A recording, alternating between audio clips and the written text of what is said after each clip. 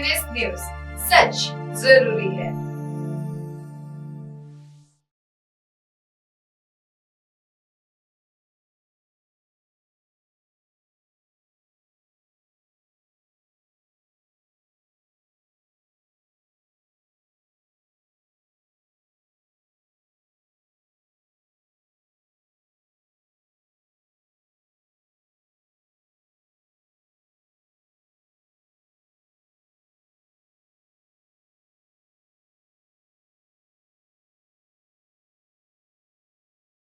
नमस्कार, आप देख रहे हैं एमएनएस न्यूज नेटवर्क की खास पेशकश। मैं हूं आपके साथ खुशी। कहते हैं आंकड़े कभी झूठ नहीं बोलते। आपने सियासी बयानबाजी तो देखी होगी, बयानबाजी मैं भी करती हूँ, लेकिन आंकड़ों की नजर से देखें तो लोकप्रियता के पैमाने पर पॉलिटिक्स पार्टी के स्टेज पर खड़ी है। आइए जान। जैसे कि हमने आपको वीडियो में दिखाया, सीबीआई केस में सिसोदिया की जमानत पर सुनवाई आज।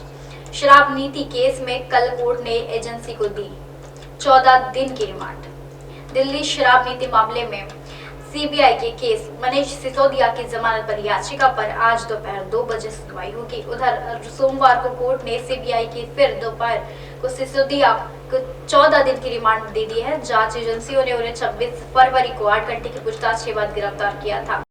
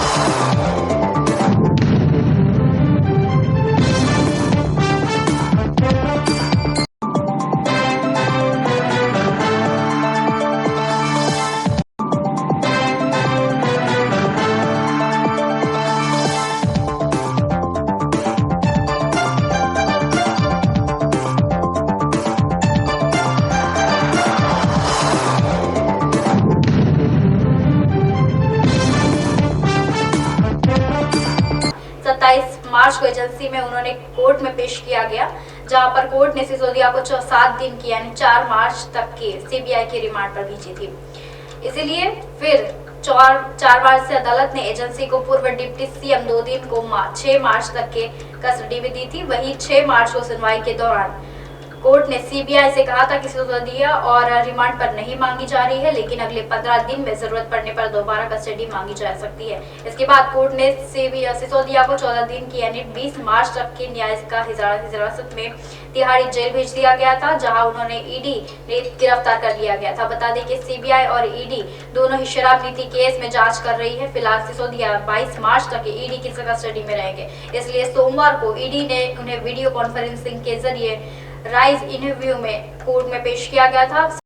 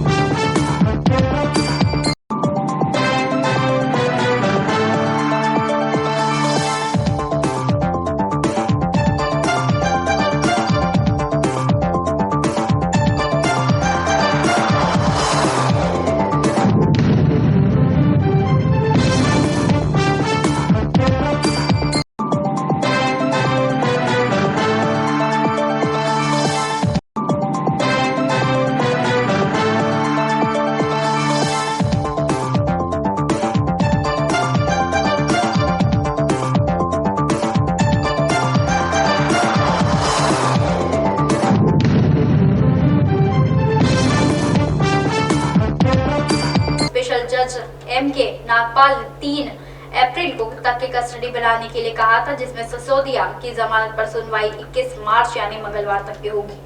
सिसोदिया के मोबाइल से मिले डेटा का एनालाइज कर रही है ईडी। ईडी ने कोर्ट में कहा कि एलजी ने जब इस मामले की शिकायत की तो सिसोदिया ने अपना फोन बंद कर दिया था, लेकिन एजेंसियों ने उन्हें मोबाइल डेटा को फिर से निकाल लिया। जब एजेंसियों ने उन्हें ईमेल और मोबाइल फोन से निकाले गए डेटा एनालाइज कर रही थी। अभी हमें सिसोदिया से और कुछ सवाल पूछने, ऐसा उनका कहना है। ईडी के वकील जोहेब हुसैन ने भी कहा था कि सिसोदिया की एसटीडी विजय नायर से इस पूरी साजिश के कॉन्डिडेट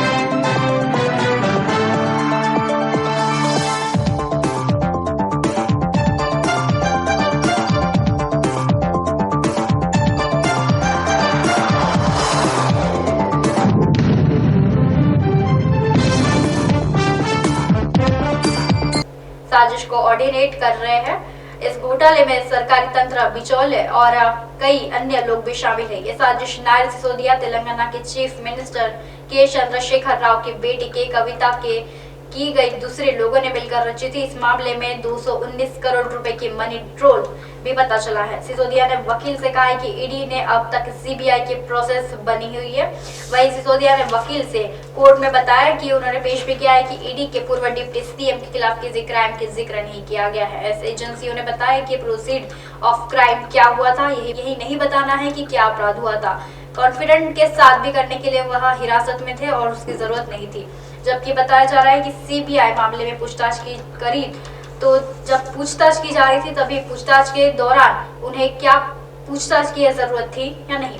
ईडी ने अब तक के सीबीआई की प्रोसेस एजेंसी के रूप में काम कर रही है। उधर सिसोदिया के कोर्ट में बताया जा रहा था कि एजेंसियों ने पिछले दिनों में कस्टडी में उन्हें रोजाना आधा से 1 घंटा की पूछताछ की। सिर्फ गुरुवार को उनसे देर रात तक पूछताछ की।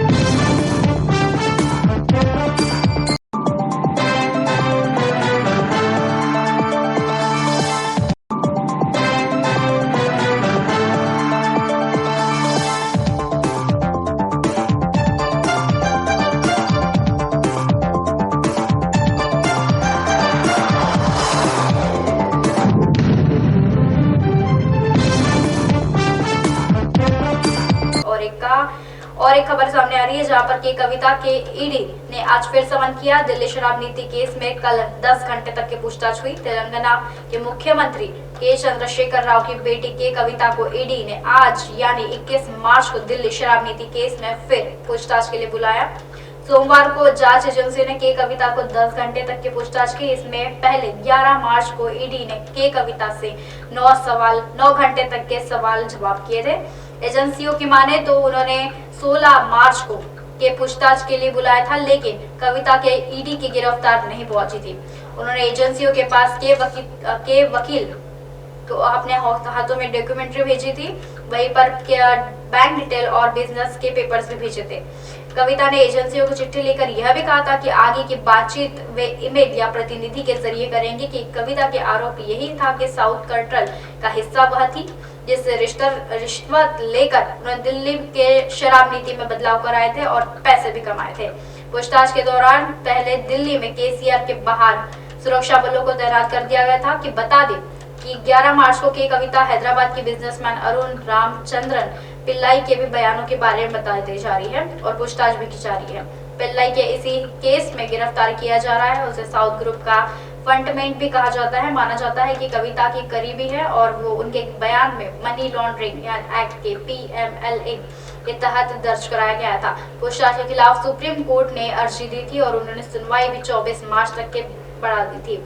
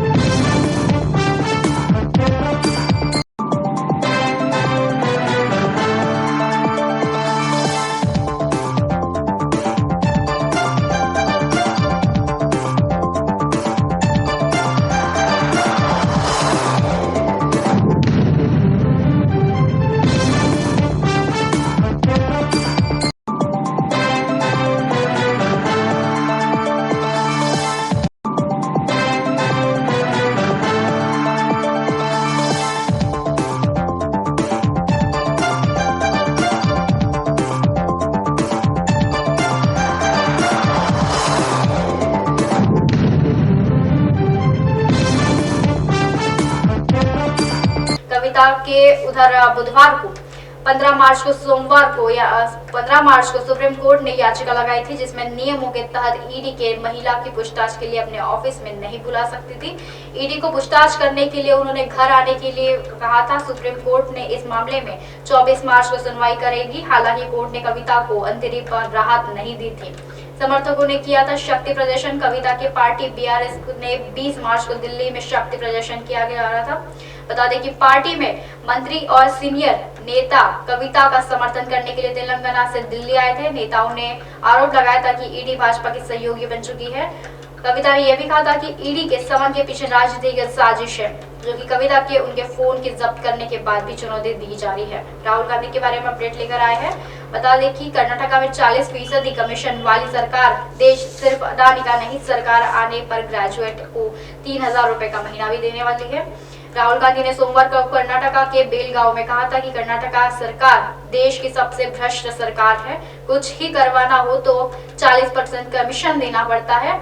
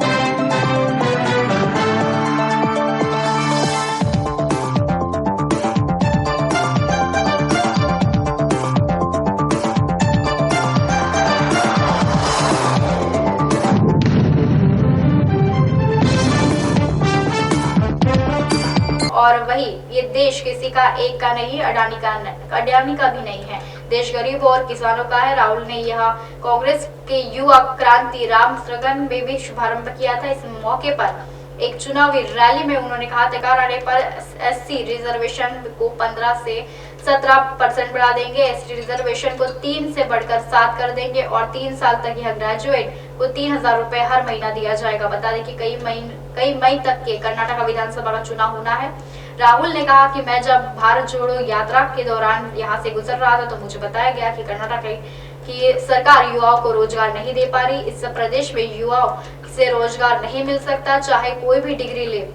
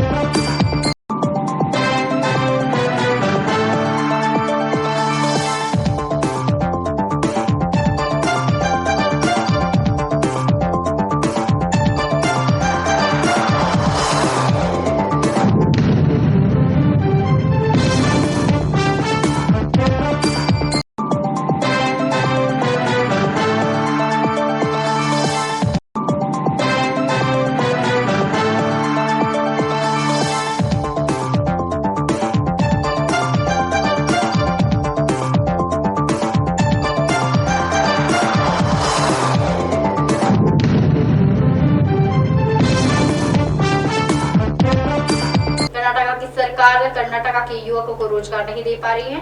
यहाँ हम कम कमीशन के बिना ही होते हैं। सरकार के 40% कमीशन लेने की शुरुआत में शिकायत में भी कंस्ट्रक्टर एसोसिएशन और स्कूल मैनेजमेंट की भी पीएम की चिट्ठी लिखी गई थी, लेकिन प्रधानमंत्री ने उनकी चिट्ठी का जवाब नहीं दिया, अभी तक के जवाब नहीं दिया है। यह एमएलए का बेटा भ्रष्टाचार को पकड़ा जाता है, लेकिन सरकार की सुरक्षा को लेकर इधर भ्रष्टाचार का पूरा फायदा 2 से 3 लोग ही उठा सकते हैं। कर्नाटक विधानसभा चुनाव अकेले ही लड़ेंगे। कांग्रेस कर्नाटक विधानसभा चुनाव को लेकर शुक्रवार को कांग्रेस की केंद्रीय चुनाव समिति सीईसी की बैठक हुई। ऑल इंडिया कांग्रेस की कमेटी मतलब AICC के हेडक्वार्टर्स में बैठक हुई, जहां पार्टी के चुनाव में किसी के साथ गठबंधन नहीं लेने का फैसला लिया गया। SDPI के भी साथ गठबंधन के सवाल पर कर्नाटक की कांग्रेस अध्यक्ष DK शिवकुमार ने भी कहा कि हमने किसी के साथ गठबंधन नहीं किया है, हम अकेले आए और अकेले ही लड़ेंगे और अकेले ही जीतेंगे। CEC की मीटिंग के दौरान कांग्रेस अध्यक्ष मल्लिकार्जुन खड़गे और राहुल गांधी भी शामिल हुए थे। बता दें कि कांग्रेस नेताओं का दावा भी किया गया है कि कर्नाटक की पार्टी में 224 से लगभग 150 सीटें जीतेगी। 22 मार्च तक जारी कर सकते हैं पहली लिस्ट। बता दें कि कांग्रेस नेता सिद्धारमैया ने भी यह राज्य चुनाव को लेकर पार्टी कैंडिडेट की पहली लिस्ट में 22 मार्च को जारी करेगी। पार्टी सूत्रों के मुताबिक CEC की बैठक में 224 सीटों वाली कर्नाटक विधानसभा में 110 सीटों पर उम्मीदवार तय कर चुके हैं, लेकिन इसमें से 4 से 5 सीटों को भी छोड़कर मौजूदा विधायकों को टिकट दिया जाएगा। कांग्रेस उम्मीदवार की लिस्ट में कर्नाटक शिवकुमार के भाई DK सुरेश का भी नाम लिया जा सकता है। DK सुरेश अभी राज्य में कांग्रेस के इकलौते सांसद है। और प्रदेश कांग्रेस अध्यक्ष ने भी कहा कि मुझे डर लगता है कि अभी पूरा शासन के साथ एक नई सरकार का भी तलाश कर रही है। कर्नाटक इस देश के सबसे करप्ट स्टेट बन चुका है, इसलिए चुनाव के लिए 1300 से ज्यादा यानी 1300 से ज्यादा उम्मीदवारों से आवेदन लिया गया है, जबकि ये पार्टी के मुख्य दावेदार है, लेकिन ये सभी टिकट उन्हें देना पॉसिबल नहीं होगा। शिवकुमार ने आगे भी कहा कि राज्य की सिर्फ 224 विधानसभा सीटें हैं, हम उनमें से लेकर अवसर जिसे पिछले चुनाव में टिकट नहीं मिल सकता। हम चाहते हैं कि युवा पीढ़ी सबसे ज्यादा और ज्यादा से ज्यादा महिलाओं को मौका मिले। कांग्रेस का फोकस 150 सीटों पर कांग्रेस इस बार एक राज्य में 150 सीटों पर ज्यादा जीत हासिल करने का लक्ष्य लेकर चुनावी राजनीति बना रही है। 2018 के विधानसभा चुनाव पार्टी के बाद सिर्फ 38 सीटें ही जीती थी, जबकि जेडीसी में 27 सीटें भी मिली थी। वहीं भाजपा को 104 सीटें जरूर जीतनी थी, लेकिन 224 विधानसभा सीटों वाली कर्नाटक में 113 के बहुमत आंकड़ों से 9 सीट कम गई थी। मीडिया रिपोर्ट्स के मुताबिक मार्च के आखिरी हफ्ते में चुनाव की तारीखों का ऐलान किया जा सकता है। हाल ही में chief election commissioner Rajiv Kumar ने 3 दिन बाद कर्नाटका के दौरे पर थे। वहां वे विधानसभा चुनाव की तैयारी का जायजा लेने पहुंचे थे। चीफ इलेक्शन कमिश्नर ने बताया कि कर्नाटका विधानसभा का कार्यकाल 24 मई 2023 तक के है। उससे पहले ही राज्य में विधानसभा चुनाव के लिए हो सकता है। कर्नाटका विधानसभा में कुल 225 सीटें हैं। 2018 में हुई पिछले चुनाव में कांग्रेस और भाजपा ने सबसे ज्यादा 104 सीटें जीती थी। वहीं कांग्रेस ने 38 और क्षेत्र पार्टी में जेडीसी में 27 सीटें जीती थी। राज्य से जुड़े अपडेट लेकर आएंगे, बने रहिए एमएनएस न्यूज के साथ।